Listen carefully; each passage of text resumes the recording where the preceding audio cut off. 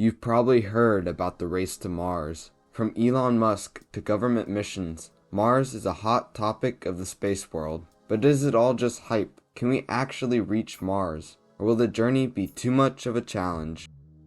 At first look, traveling to Mars seems as likely as science fiction. How can we get to Mars, a planet nearly 40 million miles away, if we haven't made it to our own moon in over 50 years? Well, NASA plans on using this question to fuel our exploration for Mars. With a new lunar mission set to launch in 2025, NASA hopes to feed off the same momentum it gained from the first spacewalk, inspiring the next generation of space fanatics.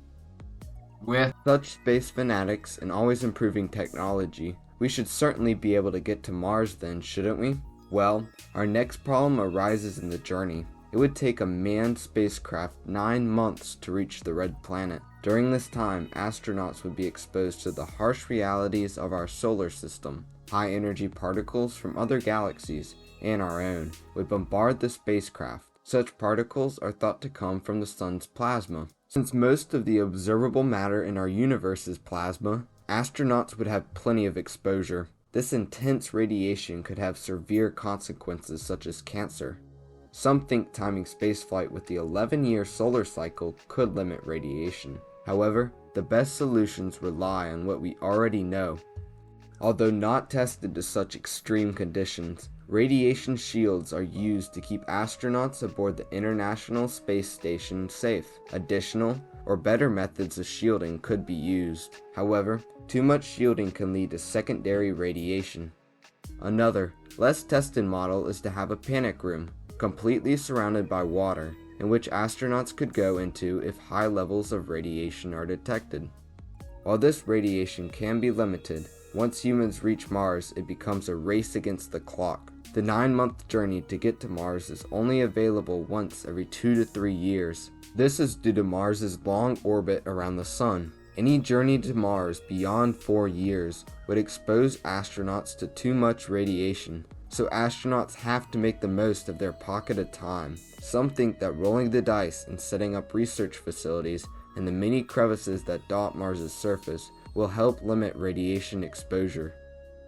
Wherever astronauts choose to settle, one problem is definitive. Astronauts will need to have a return vehicle to Earth, and rocket fuel is extremely heavy. Therefore, space engineers will need to create an easy way for a return vehicle, or ERV, to get fuel. The most promising solution is sending an ERV to Mars 2 years before any humans arrive. Once this ERV lands, it will use the little gases found in the Martian atmosphere, such as hydrogen, to create the fuel itself.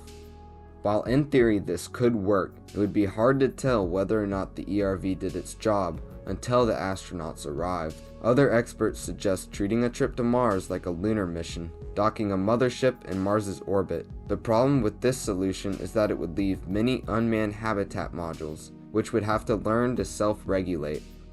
Even with travel considered, the biggest problem faced is Mars itself. Astronauts will be stranded from human civilization, with radio communication delayed for 20 minutes. Astronauts will have to solve problems on their own, and there is no one to help them during an emergency. Mars's atmosphere is also much more dynamic than Earth's. Dust storms could block solar panels and the sun for an extended period of time, leaving a crew powerless. With all challenges considered, the future still looks bright. Billions of dollars are funneled into space programs, both private and public, every year. Dreams of terraforming Mars into an Earth-like planet capture the hearts of space lovers everywhere. Plans of civilization and development show us a way to control the future of our own planet, which seems to be hanging in the balance. So with all things considered, will we get to Mars? Chances are, with rapidly accelerating human technology, inspiration, and innovation, we will get to Mars. The time in which it takes us to get there, however, may be far longer than anticipated due to limited opportunity.